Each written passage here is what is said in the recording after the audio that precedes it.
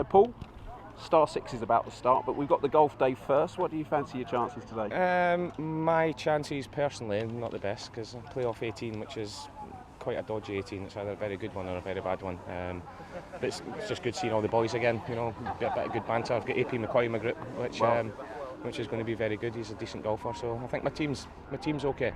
Okay.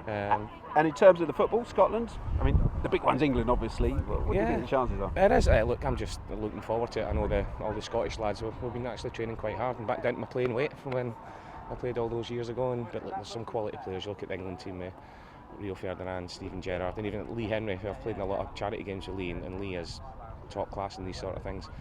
And then you've got the Brazilians with Rivaldo, Roberto Carlos, Del Piero, Spain, Carlos Puyol, well, Italy, Carlos Puyol, Spain. So it's going to be tough for us, but we're underdogs. We quietly fancy our chances. Excellent. On to football matters, current football matters, if you like. Manchester City this year made some good signings. Do you think there's still more they need to make?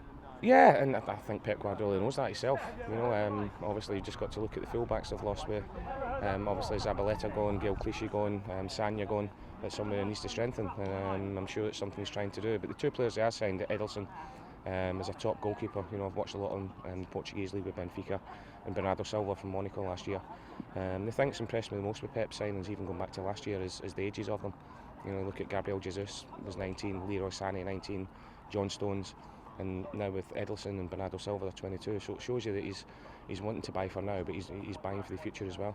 I mean, Jesus, we saw a little bit of last year. He got injured and then came back right at the end. Do you think he's going to make a real impact this season? He's the real deal, honestly. We know he's Brazilian, so he's going to be talented technically. He's going to have the skill. But the thing that impressed me the most was his tenacity and his work rate, and that's something that Pep Guardiola demands from his centre forwards. And just the toughness of him for a young boy coming over. You know, you talk about seasoned pros coming from abroad into the Premier League, taking a season to settle. He's come in and hit the ground running.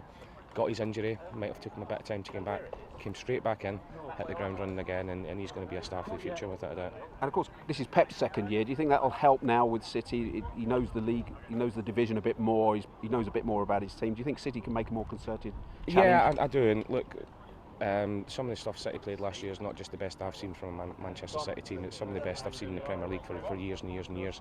They just need to get that little bit of consistency. I think Vincent Kompany being back is absolutely huge for them, because he's a leader just not on the pitch, off the pitch, in the changing room, on the training ground.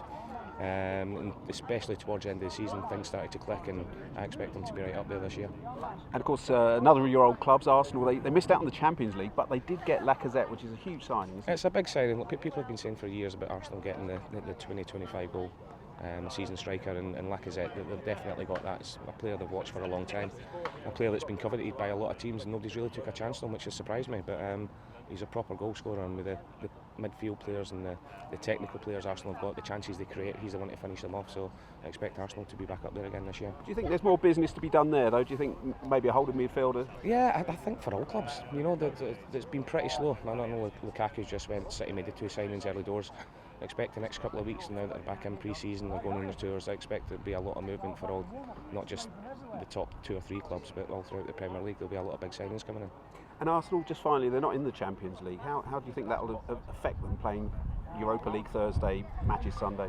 It's tough for them, but you know, but if you look at the Champions League, they were playing midweek anyway. You know, it's Wednesday, Saturday, Tuesday, Saturday, Thursday, Sunday. It's the same sort of thing, and I'm sure Arsenal know what he's getting himself in for, and Arsenal will as well. Brilliant. Thanks, So, Paul. man, thank you. Good luck today. Cheers, buddy. Good luck you. at the tournament as well.